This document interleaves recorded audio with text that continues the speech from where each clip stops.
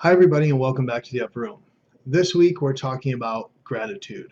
Now, I've been waking up lately and getting on my knees every morning and thanking God that I'm alive, thanking God that I had rest that evening, thanking God that I have my job and that I can get up and go to a job in the morning, and for my children and everything that I'm thankful for at the start of the day. And then I ask Him for strength to help me through this day.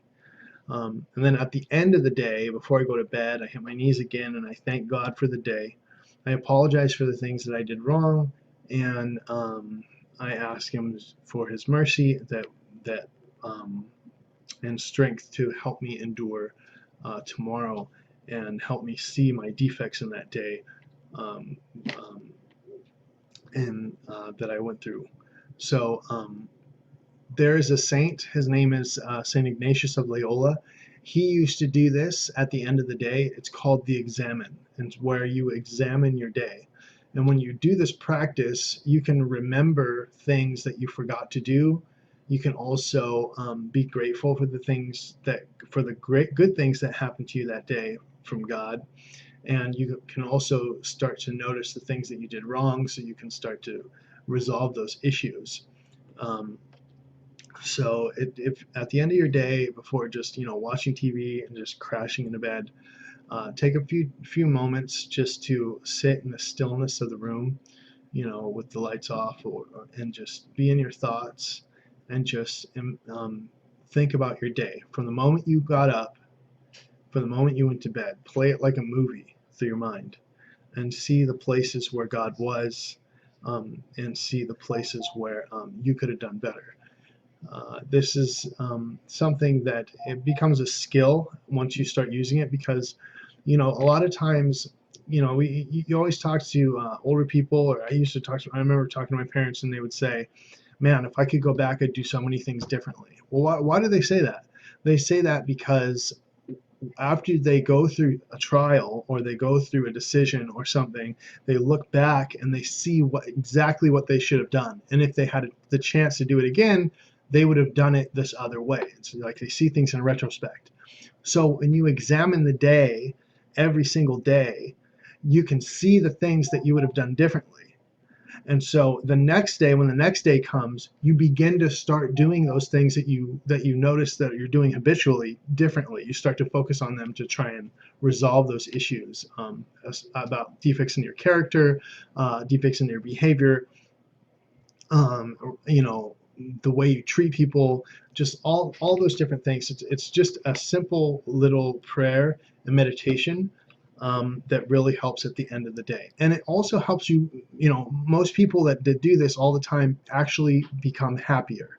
So, and that's what we're after, right? We're after true happiness, and true happiness comes from God, comes from a connection with God, and a relationship with God. So, you can see all the saints throughout history. They didn't have a lot of money. They didn't, they had lots of traumatic things happen to them, but there were great moments where they were truly, truly happy, and with nothing. So that goes to show you that all the things that the world offers, money, fame, all this stuff, in possessions, it's not true happiness. It's fleeting. It's here for a moment and then it's gone until you set your mind on something else that you want, and then you start pursuing that. And then once you get that, then that happiness for that thing is gone too. So with God, it's always an never-ending pursuit of happiness, because He always has a supply to give you. You find a joy with being with God. And so, and true happiness was what we're all after. We all want to be happy. So, and so I wanted to share my happiness with you today. The joy that I have with seeing God every day in my life when I examine the day at the end of each day, and and I want you to start to adopt this habit where as soon as you get out of bed, before you even go to the bathroom, just roll out of bed, get on your knees, thank God for the day, put Him first. Very first thing you do as soon as you woke up was you prayed. Very first thing, whether it takes 30 seconds, whether it takes a minute, no matter how, whether it's just, Lord, thank you for waking me up. I'm grateful for this day. Please bless me today. Amen. And then go about your morning. right? And then just before you go to bed, make sure that he's the last person that you talk to at the end of the day. He's the last person that you talk to, right? And so you put him first, and at the end of the day, he's the last thing that he's the very last thing that you do before you close your eyes.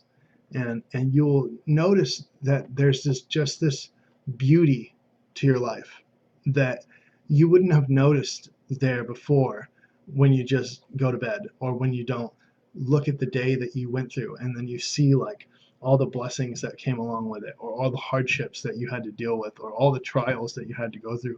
You'll actually start to notice. You may say, oh man, I had a really bad day, but you'll start to notice all of the good things that happened to you that day, and it makes you feel less like depressed, less anxious and sad, because you think like, oh, what a horrible day, right? But then you notice the little things, that even though you had a tough time that day, there was little instances where God showed you he was there, or little things that God prepared for you so that to bring you a little bit of happiness that day. And then all of a sudden you realize that he's involved in all of it. He sees everything you're going through, and he wants you to be happy.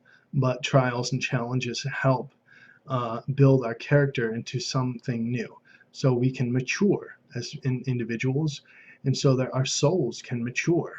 Um, because there's an end result at the end of our lives, and going through all of these trials is helps shape us to the individuals that God knows that we can become, and it transforms us. So it's in the midst of the storm that we can find God, and that we can place our trust in Him. We can put our dependence on Him. We can put our faith in Him, right? And those moments, even on bad days, are a lot of times when He's closest to us, you know. And we may not feel He's not there, but even some of the most holiest of saints have said, when you feel like God's furthest away from you, that's actually when He's the closest to you. It's kind of a funny thing to understand, but He's trying to, reveal, these saints are trying to reveal to us, like, even the most holiest of people had moments of dryness, spiritual dryness, had moments where they thought God wasn't there, but He was there all along, and they became saints. So don't second guess yourself. Just go ahead, and even if you don't think that you have that much of a prayer life, even if you don't think like, oh man, I don't have to go to church every Sunday or whatever, even if you're not really like that, that strong, on fire in your faith Christian, which I would love for you to be. So does Jesus. He wants you to be that as well. You can try at least um, adding this little practice into your day every day, and I guarantee you will be happy. I guarantee you will become happier, because you will see God's love for you. You will see it every single day. 30 seconds to a minute in the morning, 30 seconds to a minute at night. If you want to spend longer than that, go ahead. But the day is a gift for you. I want you to see how much of a gift it has been prepared for you. Thanks again for watching Upper Room. I'm Jared. I'll see you again next week. If you have any questions about about the Examen, you can go ahead and comment me below. You can I want to ask you, how many of you guys actually already know about the Examen? Do you pray in the morning? Do you pray in the evening before you go to bed? Do you pray just at night? Have you ever heard of St. Ignatius of Loyola and the Examen? And if you're interested in wanting to know more about it, I can go more in depth about the Examen, and I can give you some places to find some resources that will help you in your spiritual walk with Jesus. So again, thanks again for watching Upper Room. Like and subscribe below, and I'll see you again next week. Also, I have my t-shirt company, Gleam. Just go to mygleam.com.co. Look at the t-shirts there. Check out some of my Christian-based shirts. I hope you like it. My new book is out, Walk Through the Mysteries. Go ahead and put my name in Amazon, or just go to Welcome to the Upper Room on Instagram, and it'll just follow the link in my bio. Or you can go on my Facebook page at Welcome to the Upper Room, follow the link there. It'll take you to the Amazon page for my books. All right, thanks again for watching Upper Room. I'm Jared. See you again next week.